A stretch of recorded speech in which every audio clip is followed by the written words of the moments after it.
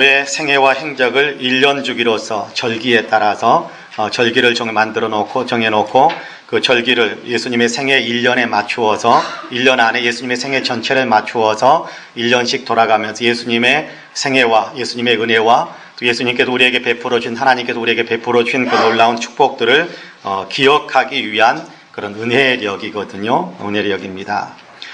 예수 그리스도의 탄생, 사역, 순환, 죽으심, 부활, 승천, 또 성령으로 임하심, 그리고 재림의 소망 가운데에서 완성되어지는 우리 구원의 역사를 한 해의 주기로 기억하고 기념하면서 은혜를 기리는 방편으로 삼고 있는 것이 교회력입니다. 우리가 사용하는 달력으로는 올해의 시간이 11월만 해도 그래도 아직 한 주일이 더 남아있고 12월이라는 통째로 한 달 남은 그런 달도 있지 않습니까? 그러나 교회의 절기에 따르면 교회력으로는 오늘이 마지막 주일입니다.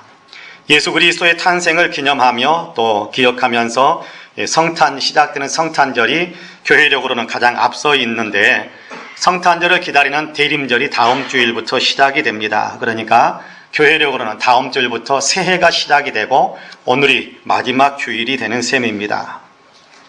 가끔씩 하루에 마침이 있다라는 사실이 그리고 한 해의 마지막이 있다라는 사실이 매우 고맙게 느껴질 때가 있습니다. 항상 그런 것은 아닙니다만 그럼에도 정해진 시간의 틀 안에서 마지막 시점을 맞이할 때면 종종 내 인생도 마치는 때가 있다라는 사실을 다시금 기억하도록 도와주기 때문에 저에게 큰 유익을 줄 때가 많습니다.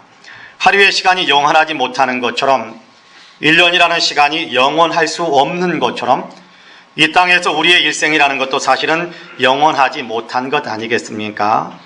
유한하고 제한되어 있습니다. 성경은 이 세상도, 우리가 살고 있는 이 세상도 마치 산천은 우구한데 인걸은 간 것 없다 그러면 산천은 영원히 지속될 것처럼 우리가 그렇게 생각하기도 합니다마는 성경은 이 세상도 언제까지나 황존하는 것이 아니라 이 세상의 역사도 끝나는 시점이 있다는 사실을 매우 강조적으로 가르쳐주곤 합니다. 역사의 주인이신 주님께서 역사의 마침표를 찍으실 때면 세상에 존재하는 모든 것이 다 하나님의 심판대 앞에 서게 된다는 사실을 가르쳐주지요. 그러면서 그때에 주인이신 주님으로부터 책망과 저주가 아닌 칭찬과 상급을 받을 수 있으려면 이렇게 살아야 한다라고 삶의 내용도 구체적으로 가르쳐 주시기도 합니다. 주어진 업무를 마친 후에 했던 일에 대해 평가를 받을 때 이것을 일이라고 했느냐라며 책망과 야단을 받고 싶은 사람은 아마 한 사람도 없을 거라고 생각합니다. 과제를 마친 후 수행한 일에 대해 평가를 받을 때 잘했다, 정말 잘했어, 수고했다, 이런 칭찬을 듣고 싶은 것은 누구나 다 가진 그런 마음이라고 생각합니다. 그렇습니다. 살아온 일생에 대한 평가의 날이 올 텐데 그때에 잘했다라고 칭찬받을 수 있는 길을 심판주이신 주님께서 그 룰을 이미 우리에게 가르쳐 주십니다. 어떻게 살아야 한다고 말씀하고 있습니까? 오늘 우리가 읽은 디모데후서의 말씀은 말세에는 이런 일들이 일어나게 될 것이다 라고 말씀하시면서 그런 일들 가운데서도 하나님의 사람들, 예수 그리스도를 믿는 우리는 이렇게 살아야 한다라고 가르쳐주는 말씀이 기록이 되어져 있습니다. 1절에서 9절까지의 말씀에는 말세가 되면 고통당하는 때가 오는데 무엇이 사람을 고통하게 만들고 고통이라는 것이 어떤 것인가에 대한 얘기를 구체적으로 쭉 나열하고 있습니다. 제가 1절에서 9절까지 한번 읽어볼게요. 너는 이것을 알라. 말세에 고통하는 때가 이르러 사람들이 자기를 사랑하며 돈을 사랑하며 자랑하며 교만하며 비방하며 부모를 거역하며 감사하지 아니하며 거룩하지 아니하며 무정하며 원통함을 풀지 아니하며 모함하며 절제하지 못하며 사나우며 선한 것을 좋아하지 아니하며 배신하며 조급하며 자만하며 쾌락을 사랑하기를 하나님 사랑하는 것보다 더하며 경건의 모양은 있으나 경건의 능력은 부인하니 이 같은 자들에게서 내가 돌아서라. 그들 중에 남의 집에 가만히 들어가 어리석은 여자를 유인하는 자들이 있으니 그 여자는 죄를 중히 지고 여러 가지 욕심에 끌림 받으여 항상 배우나 끝내 진리의 지식에 이를 수 없느니라. 얀네와 얀브레가 모세를 대적한 같이 그들도 진리를 대적하니 이 사람들은 그 마음이 부패한 자요 믿음에 관하여는 버림받은 자들이라. 그러나 그들이 더 나아가지 못할 것은 저 두 사람이 된 것과 같이 그들의 어리석음이 드러날 것임이라. 그렇게 말씀합니다. 말세에는 고통당하는 때가 이르게 된다라고 말씀하시면서 그 고통이 어떤 것인지, 그리고 무엇 때문에 세상이 그렇게 고통스러워지는지를 가르쳐 주십니다. 그러면서 10절 이하에 이어지는 말씀들에서는 이처럼 고통의 때에 하나님의 사람들, 우리 예수 믿는 사람들은 어떻게 살아야 하는지를 구체적으로 또 가르쳐 주세요. 어떻게 살아야 한다고 말씀하시는지 이제 좀 살펴보려고 합니다. 지금 세상이 극심한 고통을 겪으며 아픔의 눈물을 흘리는 것이 사실이지 않습니까? 들려오는 소식들, 우리가 겪고 있는 수많은 일들, 그 가운데서 우리는 사실은 극심한 고통을 겪는 사람들을 보고 또 우리 역시도 극심한 고통으로 눈물 흘리는 일들이 많이 있는 줄 압니다.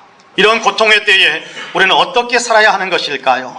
이제 본문을 통해 세상이 아파하며 고통당하는 이때에 심판의 주님이신 주님이 가르쳐 주시는 삶을 어떻게 우리가 살아야 할지 배우도록 하겠습니다. 바라기는 저와 여러분이 고통의 때에 더욱 주님의 뜻을 존중하며 살아가심으로 마지막 때에 주님으로부터 칭찬과 상급을 풍성하게 받게 되시기를 주님의 이름으로 간절히 축복합니다. 아멘.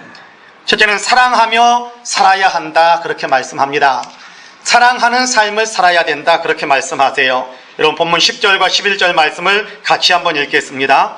나의 교훈과 행실과 의향과 믿음과 오래 참음과 사랑과 인내와 박해를 받음과 고난과 또한 안디옥과 이고니온과 누스드라에서 당한 일과 어떠한 박해를 받은 것을 내가 과연 보고 알았거니와 주께서 이 모든 것 가운데서 나를 건지셨느니라. 할렐루야. 우리가 가진 성경, 우리가 가지고 있는 개역개정 성경은 헬라어 원문의 의미를 좀 더 선명하게 나타내지 못한 것 같습니다. 좀 더 선명하게 나타내는 성경이 있는데 새번역 성경입니다. 새번역에서는 10절을 이렇게 번역합니다. 그러나 그대는 나의 가르침과 행동과 의향과 믿음과 오래 참음과 사랑과 인내를 따르며, 그렇게 번역하고 있습니다. 이렇게 눈에 확 띄는 것이 그러나라는 단어가 이렇게 접속사가 하나가 더 붙어 있는 것을 보게 됩니다. 사실 헬라어에는 대라는, 그러나라는 또는 그리고 그런 의미로 번역할 수 있는 대라는 접속사 하나가 더 붙여져 있는데 우리가 가지고 있는 성경, 개역개정 성경에는 대라는 말을 번역하지 않았습니다. 근데 새번역 성경에 정확하게 번역을 하고 있습니다. 10절까지, 9절까지의 이야기하고는 이제 전환을, 지금까지 9절까지 열거한 내용과는 이제 다르게 이렇게 전환해서 뭔가 주의를 환기시키면서 새로운 얘기를 시작하기 위해 대라는 말을 붙여서 그렇게 말씀을 시작하고 있습니다. 그래서 그러나 그대는, 세상은 이렇게 아파하고 고통스러워하는데 그러나 그대는 나의 가르침과 행동과 의향과 믿음과 오래 참음과 사랑과 인내를 따르고 있구나, 그렇게 이야기하는 겁니다. 바울 사도는 디모데에게 나를 따라와 주어서 고맙다라고 말하며 계속해서 나를 따라오라고 말하고 있습니다. 내가 예수님을 닮기 위해서 애쓰는 것처럼 너도 나를 닮아서 예수님을 닮기 위해서 수고하고 애쓰는 사람이 되어라, 그런 얘기지요. 주님께서 사도 바울을 통해 우리에게도 그 말씀을 동일하게 주고 계십니다. 교훈과 믿음과 오래 참음과 사랑과 인내를 따라가는 사람들이 되어라 라고 말씀하시는 거지요. 이 가운데서 우선 우리는 그 사랑이라는 것에 초점을 좀 맞추려고 합니다. 고린도전서 13장에 보면 사랑은 자기의 이익을 구하지 않는다, 그렇게 이야기합니다. 사랑은 자기 이익을 구하는 것이 아니다라고 말합니다. 다른 사람의 이익을 구하는 것이다, 그렇게 말해요. 여러분, 말세에는 고통하는 때인데 고통을 일으키는 심각한 원인 가운데 하나가 사람들이 자기 중심으로만 살아가기 때문이라고 그렇게 말하고 있습니다. 자기 중심으로만 살아가는 사람들 사이에서 타자 중심의 삶, 다른 사람을 먼저 생각하며 살아가는 것이 그리스도의 삶이 되어야 한다, 그렇게 전환해야 된다. 자기 중심의 세상은 자기 중심으로 살아가고 있지만 그러나 예수 믿는 사람들은 다른 사람을 생각하면서 사랑하는 삶을 살아야 된다, 그렇게 말하고 있습니다. 1절 이하에서 그렇게 말하지요. 너는 이것을 알라. 말세에 고통하는 때가 이르러 사람들이 자기를 사랑하며 돈을 사랑하며 자랑하며 교만하며 비방하며 부모를 거역하며 감사하지 아니하며 거룩하지 아니하며 무정하며 원통함을 풀지 아니하며 모함하며 절제하지 못하며 사나우며 선한 것을 좋아하지 아니하며 배신하며 조급하며 자만하며 쾌락을 사랑하기를 하나님 사랑하는 것보다 더하며 라고 말씀하시는데, 여기 가만히 살펴보면 다 자기 중심에 치우치기 때문에 나타나는 그런 현상들을 기록하고 있습니다. 사람들이 하나님보다 자기를 더 사랑하는 것, 이것이 자기 중심성 아니겠습니까? 그러다 보니까 자기에게 이익이 생기는 것이라고 한다면 무자비하게 그것을 추구해 갑니다. 자기 중심으로만 살아가기 때문에 다른 사람에 대한 피해도 없고 부모도 필요 없게 되어버렸습니다. 이웃도 보이지 않고 오직 자기 배부름만 추구하는 것이 현대인들의 삶이 되어버렸습니다. 이것이 고통이고 이것이 다른 사람들을 고통스럽게 만드는 일 아닙니까? 다른 사람을 이해해 주려고 하지 않고 다른 사람을 용서하려고도 하지 않고 오직 자기 체면만 생각하고 자기 자존심만 중요하게 여깁니다. 오로지 자기 이익만 중요할 뿐입니다. 사람들이 이렇게 살아가기 때문에 지금 세상을 살아가는 모든 사람들은 서로가 다 서로 때문에 고통스럽습니다. 이로 인해 아픔을 겪는 사람들은 또 자기중심적으로 더욱 굳어지고 단단해지게 되지요. 지금 지구촌 곳곳에서 들려오는 대결과 분쟁은 이런 악순환의 모습을 보여주는 것이라고 생각합니다.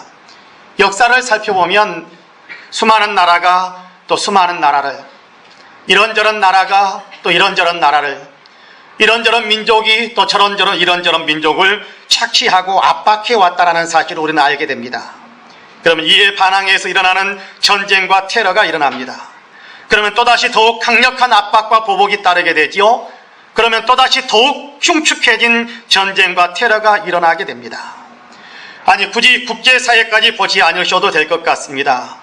우리 가운데 일어나는 일들만 보더라도 동일한 고통들이 가중되고 있는 것을 보게 됩니다. 개인들의 대결과 분쟁도 국제사회에서 일어나고 있는 것 못지않게 치열합니다. 내 뜻을 존중해 주지 않거나 내가 원하는 것을 해주지 않으면 분노합니다. 순식간에 갈등과 대결이 일어나게 되지요. 하기 싫은 것을 억지로 하게 밀어붙이면 또 감정이 상하고 갈등과 대결이 일어납니다.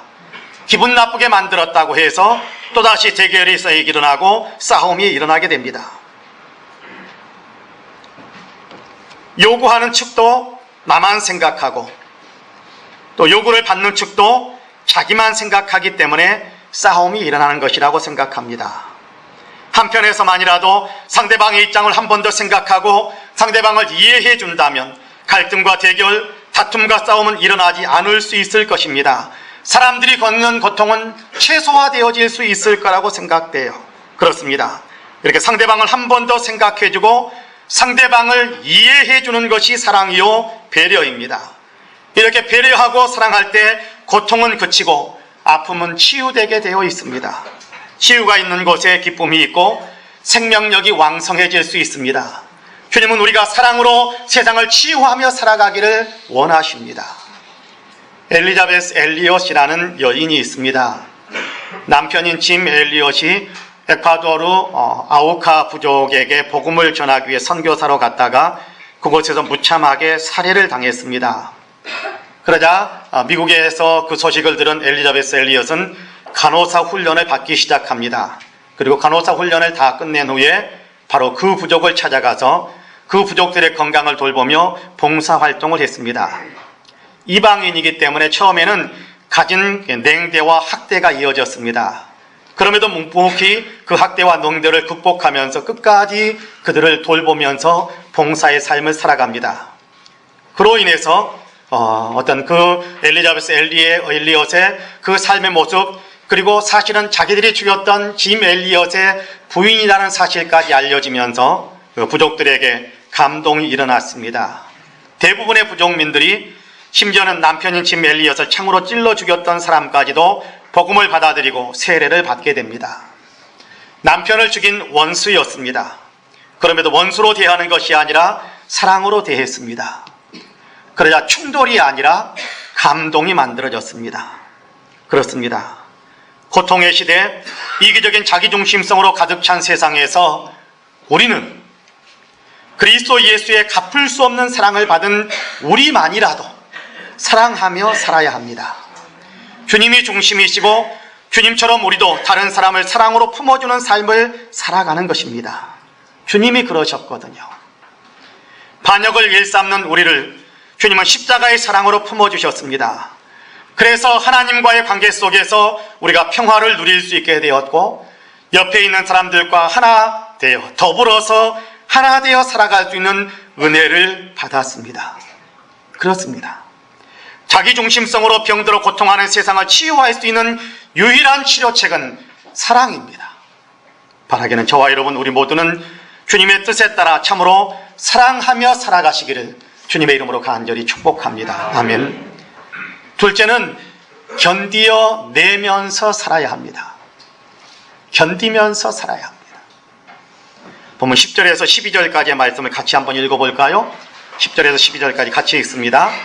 나의 교훈과 행실과 의향과 믿음과 오래 참음과 사랑과 인내와 박해를 받음과 고난과 또한 안디옥과 이고니온과 누스드라에서 당한 일과 어떠한 박해를 받은 것을 내가 과연 보고 알았거니와 주께서 이 모든 것 가운데서 나를 건지셨느니라.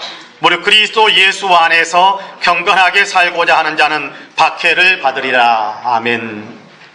고통의 때, 세상의 마지막으로 갈수록 더욱 고통의 때가 온다고 말씀하시는데 지금 세상은 만물이 고통을 받고 있습니다. 자연은 자연대로, 사람은 사람대로, 심지어 우주는 우주대로 아픔과 고통 속에 있습니다. 만물이 고통으로 신음하는 결정적인 원인은 인간에게 있습니다. 사람들이 욕심으로 인해 우주는 우주 쓰레기들로 가득 채워져 가고 있고 지구에서는 생태계의 질서가 무너지면서 창조 세계가 파괴되어져 가고 있습니다. 국가와 국가, 민족과 민족 사이에 갈등과 대립은 끝이 없습니다. 우리들의 대인 관계에서도 각자의 욕심 때문에 평화보다는 긴장과 대결로 가득 채워져 가고 있지 않습니까? 포용해주지 않아서 그렇습니다. 나와 다른 점을 받아주지 않아서 그렇습니다. 있는 모습 그대로를 받아주지 못해서 그런 것입니다. 있는 모습 그대로를 참아주지 못한 채 내가 생각하는 대로 내 마음대로 상대방을 귀엽고 바꾸어 놓으려고 해서 그렇습니다. 내가 조금 손해보는 것, 내가 조금 힘들어지는 것을 받아들이려고 하지 않기 때문에 그렇습니다. 요즘 매일같이 뉴스 가운데 매일같이 나오는 뉴스에 타이틀이 있다고 한다면 보복운전에 관한 얘기가 아닌가 그런 생각을 해봅니다. 간단하게 말한다면 내가 가는 길에 끼어들었으니까 기분 나쁘다. 그래서 보복하는 겁니다. 여러분 운전하다 보면 끼어들 수도 있고 빠져나갈 수도 있고 내가 끼어들 수도 있고 상대방이 끼어들 수도 있고 내가 빠져나갈 수도 있고 상대방이 빠져나갈 수도 있는 겁니다. 근데 내가 가는 길에 감히 끼어들었다라는 이유 하나만으로 생명의 위협을 가하며 대형 사고를 유발할 수 있는 그런 보복을 서슴지 않고 자행하는 일들이 많아지고 있습니다. 3절에서 이렇게 말씀하지요. 무정하며 원통함을 품을지 아니하며 모함하며 절제하지 못하며 사나우며 선한 것을 좋아하지 아니하며 배신하며 조급하며 자만하며 쾌락을 사랑하게 된다. 이것이 말세의 증상이고 이것이 이렇게 고통당하는 현상이고 이로 인해서 세상은 더 고통스러워진다. 그런 얘기입니다. 이런 모습들이 사실 점점 더 많아져 가고 있는 것이 사실 아닙니까? 사람들이 왜 그럴까요? 상대방을 받아주지 못해서 그런 것 아닙니까? 속상한 것을 참아주지 못해서 그런 것 아닙니까? 그렇습니다. 그래서 세상이 더욱 고통이 가중되고 있는 것 아닙니까? 인내하지 못하는 것은 상대방에게도 고통을 안겨주지만 사실은 내 자신에게도 고통을 크게 가져오는 일입니다. 인내하지 못함으로 불끈해가지고 관계가 파괴되고 관계가 깨어지는 일들이 얼마나 많이 있습니까? 다른 사람들에게 피해를 입히거나 자신의 일을 그르치는 사람들이 많아지지 않습니까? 자기가 오히려 좋지 않은 사람이 되어서 감옥에 가는 사람들도 나옵니다. 이런 사람들은 후에 내가 왜 그랬는지 모르겠다고, 바보 같은 짓을 했다고, 뭔가에 홀렸었다고, 참지 못했다고 그렇게 후회하기도 합니다만 그러나 후회한다고 해서 이미 엎질러진 물을 다시 퍼담을 수는 없는 법입니다.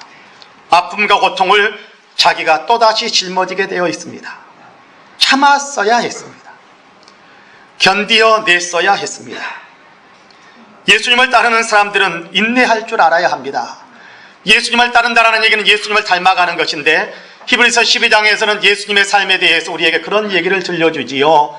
앞에 있는 기쁨을 위해서 현실로 다가온 십자가의 고통과 아픔과 이 엄청난 고난들을 기쁘게 다 참아냈다, 감당해냈다, 이겨냈다. 그렇게 우리에게 가르쳐줍니다. 우리가 그렇게 되어야 된다는 겁니다. 예수님을 닮아야 된다라고 이야기하면서 예수님은 앞에 있는 기쁨을 위해서, 더 좋은 것을 위해서 현재의 아프고 기분 나쁘고 고통스러운 것을 견디어냈다, 그렇게 이야기해요. 참아내는 힘을 우리도 길러내야 한다는 겁니다. 아픔도 참을 줄 알고 손해도 참을 줄 알아야 합니다. 거절당했을 때 더 잘 대해주어야 나중에 길이 열리는 법입니다. 믿음을 지키는 길에는 박해가 따른다고 합니다. 우리가 읽은 말씀에도 그렇게 이야기하죠. 무릇 그리스도 예수 안에서 경건하게 살고자 하는 자는 박해를 받으리라 라고 말씀하지 않습니까? 아프고 손해보는 일들이 많아진다는 거예요. 바울은 이런 일들을 수도 없이 겪었습니다. 그렇기 때문에 11절에서는 그가 이곳저곳에서 엄청난 박해를 받았다라고 이야기하는데 그 내용에 대한 구체적인 얘기가 고린도후서 11장에서는 이렇게 표현되고 있습니다. 옥에 갇히기도 더 많이 하고 매도 수없이 맞고 여러 번 죽을 뻔하였으니 유대인들에게서 40에서 하나 감한매를 5번 맞았고 3번 태장으로 맞고 1번 돌로 맞고 3번 파선하고 일주일을 깊은 바다에서 지냈고 여러 번 여행하면서 강의 위험과 강도의 위험과 동족의 위험과 이방인의 위험과 시내의 위험과 광야의 위험과 바다의 위험과 거짓 형제 중의 위험을 당하고 또 수고하며 애쓰고 여러 번 잠도 자지 못하고 또 배가 굶주리고 목이 마르고 여러 번 굶고 춥고 헐벗었노라 라고 이야기합니다. 아프고 고통스러운 일들을 수없이 겪어야 했습니다. 그러나 그는 이처럼 엄청난 아픔과 고통을 겪으면서 인내했습니다. 오래 참으면서 가야 할 길을 계속해서 걸어갔습니다. 그로 인해 복음을 더 많은 사람들에게 전해줄 수 있었습니다. 참고 견디면서 오래 참고 인내한 결과 그는 하나님께서 원하시는 열매를 맺을 수 있게 된 것입니다. 그리고 우리에게 그가 당부하는 겁니다. 말세에 고통하는 때가 오는데 그 고통이 여러분에게 가중되더라도 참으십시오. 오래 참으십시오. 인내하셔야 합니다. 주님이 원하시는 길을 힘있게 묵묵히 걸어가야 됩니다 라고 이야기합니다. 벤자민 플랭클린이라는 유명 인사가 있습니다. 정치인이고 또 여러 가지 학문적으로도 많은 이렇게 업적을 쌓은 분입니다. 사람들이 그에게 질문을 했답니다. 당신은 수많은 역경과 장애가 있음에도 불구하고 어떻게 포기하지 않고 그렇게 한 가지 일에 집중해서 이런 열매들을 맺을 수 있게 됩니까? 그러자 프랭클린은 좋은 일을 하면서도 상처 입고 실망하고 절망하고 낙심할 수 있는 그런 사람들이 가슴에 새겨야만 할 아주 좋은 교훈의 이야기를 들려주었다고 그래요. 이렇게 이야기했답니다. 여러분들은 일하는 석공을 자세히 관찰해 보신 적이 있으십니까? 석공은 아마도 똑같은 자리를 100번 정도는 두드릴 것입니다. 그 바위가 갈라질 징조가 보이지 않더라도 그렇게 합니다.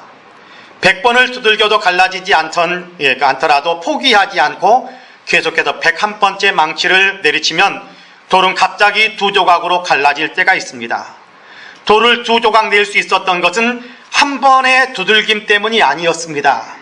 그 마지막 한 번이 있기까지 앞서서 내리쳤던 100번의 망치절이 있었기 때문에 돌이 갈라질 수 있었던 것입니다. 그렇게 이야기해 주었답니다. 그렇습니다. 지치지 말고 오랫동안 계속해서 주님의 뜻을 수행해 가면 아무런 변화가 없는 것 같다가도 순식간에 주님의 뜻이 이루어지는 것을 볼 수 있게 될 것입니다. 포기하지 말아야 합니다. 지치지 마세요. 계속해서 주님 나라를 위한 아름다운 행보를 걸어가시기를 바랍니다. 지금은 고통이 있더라도 곧 기쁨의 순간을 맞게 될 것입니다. 희망을 품고 계속해서 주님 나라, 주님의 뜻을 이루기 위한 인내의 길을 걸어가시는 저와 여러분 우리 모두가 되시기를 주님의 이름으로 간절히 축복합니다. 아멘. 마지막으로 진리를 따르시기 바랍니다. 진리를 따르셔야 한다 그렇게 이야기하죠. 10절에서는 나의 교훈과 행실과 의향과 믿음과 오래 참음과 사랑과 인내를 따라야 한다라고 말씀하는데요. 여기 행실과 의향이다라는 말은 어쩌면 추구하는 방향을 이야기하는 것 같습니다. 추구하는 목적을 말하는 거지요. 행실과 의향과 믿음을 따라야 한다라고 말씀합니다. 행실과 의향과 믿음은 다 한 근거, 사도 바울은 그렇거든요. 다 한 근거에서 비롯되어집니다. 하나님의 말씀에 근거한 것인데 이 말씀은 곧 믿음의 근거가 되는 성경 말씀을 따르라라는 그런 의미로 보시는 것이 좋겠습니다. 그래서 이어지는 13절에서 17절까지에서는 성경 말씀을 따르는 삶에 대한 얘기를 우리에게 들려주는데요. 여러분 13절에서 17절까지 같이 한번 읽어보겠습니다. 시작. 악한 사람들과 속이는 자들은 더욱 악하여져서 속이기도 하고 속기도 하나니 그러나 너는 배우고 확신한 일에 거하라. 너는 내가 누구에게서 배운 것을 알며 또 어려서부터 성경을 알았나니 성경은 능히 너로 하여금 그리스도 예수 안에 있는 믿음으로 말미암아 구원에 이르는 지혜가 있게 하느니라. 모든 성경은 하나님의 감동으로 된 것으로 교훈과 책망과 바르게 함과 의로 교육하기에 유익하니 이는 하나님의 사람으로 온전하게 하며 모든 선한 일을 행할 능력을 갖추게 하려 함이라. 할렐루야. 믿음을 따른다는 것은 성경 말씀을 따라 살아가는 것을 이야기합니다. 성경 말씀을 따라감으로 인해서 우리가 하나님의 사람으로 온전해질 수 있고 하나님이 원하시는 선한 열매를 맺을 수 있다 그렇게 이야기해 줍니다. 악한 사람들은 계속해서 속이고 계속해서 악한 생활을 해갈 것입니다. 우리가 조금 참아준다고 우리가 조금 사랑한다고 해서 사람들에게 갑자기 변화가 일어나는 경우도 있겠습니다만 그러나 갑자기 일어나는 변화들은 찾아보기 어려울 것입니다. 사람들은 여전히 악한 방법을 사람들은 여전히 속이고 사람들은 여전히 악행을 일삼는 그런 삶을 살아갈 수도 있을 것입니다. 이런 사람들로 인해 세상은 여전히 아프고 고통스럽고 어쩌면 더 아프고 더 고통스러운 상태에 빠지게 될 수도 있을 것입니다. 이런 아픔과 고통이 불거지더라도 믿는 사람들은 실망에 빠지지 않고 그리고 믿는 사람들이 같은 방법으로 보복하려는 마음이 밀려든다고 할지라도 나는 그렇게 하지 않을 거야. 나는 그렇게 배우지 않았어. 하나님은 성경에서 우리를 그렇게 가르치지 않아 라고 이야기하면서 하나님이 원하시는 삶으로 우리가 믿음을 따르는 삶으로 한 걸음씩 더 나아가야 한다는 사실을 가르쳐 줍니다. 여러분 우리 안에 불쑥불쑥 먼저 떠오르는 생각이 뭡니까? 네가 나를 감히 아프게 해 내가 너를 더 아프게 만들고 말 거야. 어쩌면 그런 생각이 우리에게 더 많이 밀려들 때가 있지 않습니까? 그러나 성경은 우리에게 그렇게 가르치지 않잖아요. 믿는다라는 얘기는 성경에 따라서 산다는 것이잖아요. 성경을 통해서 하나님의 뜻, 하나님의 방법이 무엇인지를 우리가 먼저 생각해보고 그 길을 따라가야 한다라고 말씀합니다. 성경이 가르쳐주는 것이 구원의 길이기 때문입니다. 성경이 가르쳐주는 길이 생명의 길이기 때문입니다. 성경이 가르쳐주는 길이 세상을 살리는 길이기 때문에 그렇습니다. 죄로 인해 고통을 당하는 세상을 치유할 수 있는 길이기 때문에 그렇습니다. 모두가 함께 살고 모두가 함께 평화를 누릴 수 있는 길이기 때문에 성경을 따르는 믿음의 행실을 따르는 삶을 살아라 라고 이야기하는 겁니다. 하나님의 사람으로 하나님께서 원하시는 삶을 사는 길이기 때문에 성경에서 가르쳐주는 그 교훈을 따라가라 라고 이야기합니다. 믿음 좋은 한 처녀가 결혼을 해서 남편의 고향인 전주로 들어갔습니다. 그래서 전주에서 시댁 식구들과 함께 이제 신혼 살림을 꾸렸습니다. 시어머니가 불교 신자입니다. 게다가 독실한 보살이기까지 하셨습니다. 시어머니는 며느리가 교회에 나가는 것을 인정해 주지 않았습니다. 인정하지 않는 정도가 아니라 아주 극심하게 반대를 했습니다. 며느리가 몰래 교회를 다녀오다가 들키는 날이면 혼찌껌이 나고 그리고 그날은 집안이 난장판이 됩니다.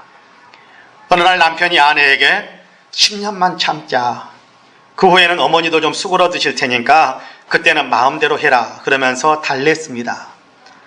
이 말을 하는 남편은 속으로는 10년쯤 지나면 그러면 뭐 교회 나가고 싶은 마음도 없어지겠지, 아마 그런 마음이 있었던 것 같아요. 세덱은 남편의 말을 받아들였습니다. 그러나 몸은 교회에 못 나가지만 마음은 항상 주님을 섬기고 있었습니다. 구역장에게 부탁해서 주일마다 주보를 받아가지고 혼자 집에서 예배를 드렸습니다. 또 세덱은 약방을 경영했는데 구역장을 통해서 11조와 감사의 예물, 주일 예물을 꼬박꼬박 교회에 보내드렸습니다. 그리고 목사님께 기도 부탁을 드렸습니다. 그렇게 생활하는 가운데 3남매를 두었습니다. 그 3남매를 모두 다 교회에서 운영하는 유치원에 보냈습니다. 크리스마스날 행사가 있을 때는 목사님이나 선생님께 부탁을 드려서 3남매를 발표회 순서에 꼭 끼워달라고 그렇게 부탁을 했습니다. 그리고 발표회 날에는 시어머니에게 항상 시어머니를 가시게 했습니다. 시어머니는 처음에는 교회라고 절대 안 간다고 완고하게 거부하시다가 며느리가 저는 약국을 봐야 되니까 바빠서 못 가니까 어머니께도 꼭 가셔야지요. 아무도 안 가면 아이들이 얼마나 섭섭하고 얼마나 힘이 빠지겠어요. 그러면서 등을 떠밀었습니다. 손자 손녀를 지극히 사랑하는 할머니이신지라 하는 수 없이 교회에 갔습니다. 처음에는 맨 뒷자리에 앉아서 조용히 그냥 있다가 오려고 생각을 했습니다. 근데 손자 손녀의 재롱에 점점 앞으로 나가게 되고 박수를 치기도 하고 나단을 치기도 했습니다. 난리법석을 부렸습니다. 좋아서요. 그러는 동안 긴 세월이 흘러 10년째 되는 날, 부인은 남편에게 조용히 물었습니다. 여보, 오늘이 무슨 날인지 아세요? 결혼기념일도 지났고 당신 생일은 아직 멀었는데 오늘이 무슨 날인가요? 아내가 대답합니다. 오늘이 바로 당신이 약속한 10년째 되는 날이에요. 그러니 이제 허락해 주세요. 이제는 교회에 나가겠어요.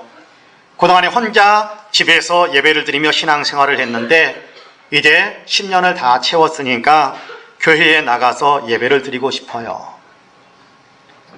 남편은 깜짝 놀랐습니다. 10년 동안 다 잊어버린 줄 알았는데 그런데 그게 아니었거든요. 남편은 어머니에게 가서 자초지종을 이야기하며 어떻게 해야 하겠느냐며 여쭈었습니다. 그러자 어머니가 무릎을 치시면서 얘야, 한 사람이 그렇게 예수 믿는데도 우리가 이렇게 부자가 되고 집안이 평안하고 모두가 다 행복한데 기왕이면 우리 식구 다 예수 믿자, 그렇게 대답을 하셨답니다. 그날로 가족 전체가 함께 예배당에 나가게 되었다고 합니다. 그렇습니다. 세덱에겐 분명 고통이었습니다. 고통의 때였죠. 고통의 시간들이었습니다. 그러나 맞서 싸우며 집안을 전쟁터로 만드는 대신에 남편이 약속하며 권고하는 것을 받아들였습니다. 사랑으로 대한 것입니다. 그리고 그 긴 10년을 인내했습니다. 포기하며 주저앉은 것이 아니라 10년을 기도하며 믿음의 선한 싸움으로 선을 행하면서 가족을 극진히 섬기고 사용할 수 있는 방법들을 동원해서 가족들로 하여금 교회와 가까워지게 만들고 복음과 접촉할 수 있도록 그렇게 했습니다.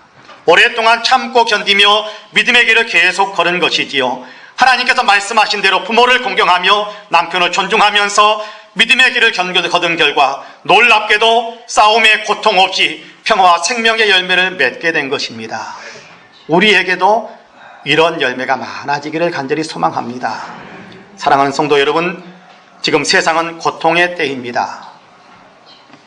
며칠 전에 있었던 파리 테러 사건, 사실 파리보다도 훨씬 더 많은 피해자가 있었던 테러들도 있었는데 아마 파리이기 때문에, 프랑스이기 때문에 더 세계적으로 부각되는 것이 사실일 겁니다.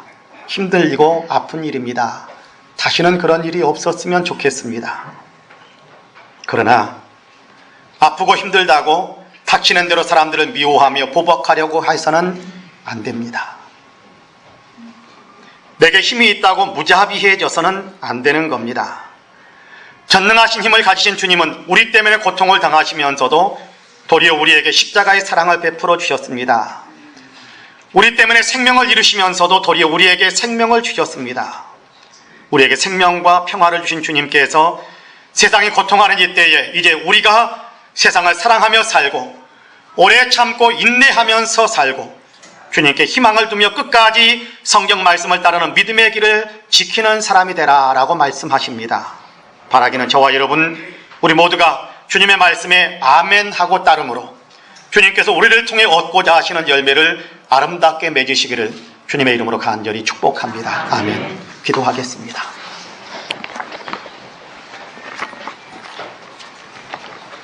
주님, 경건하게 살고자 할 때 사실 세상에서는 더 많은 고통이 이렇게 가중된다라는 사실을 우리에게 말씀해 주시면서 말세에는 그런 고통이 더 심해지고 말세에는 사람들이 완고하고 완악해짐으로 인해서 우리가 겪게 되는 아픔이 더 많아진다는 사실을 가르쳐 주시고, 그럼에도 불구하고 그 가운데에서 우리는 여전히 주님의 뒤를 따라가는 사람, 주님처럼 사랑하며 주님처럼 인내하며 주님께서 우리에게 주는 성경 말씀을 통해 인생의 길을 배우고 배운 대로 실천하며 살아가야 된다라고 가르쳐 주시니 참 감사합니다. 지금이 이 가르침을 실천해야 될 매우 중요한 시점이라고 생각합니다. 주님, 세상이 아파하고 있습니다. 사람들 때문에 아파하고 있습니다. 하나님, 옆에 사람 때문에 우리가 아프지만 사실은 또 우리의 반응 때문에 옆에 사람도 아파하고 있는 것이 사실일 겁니다.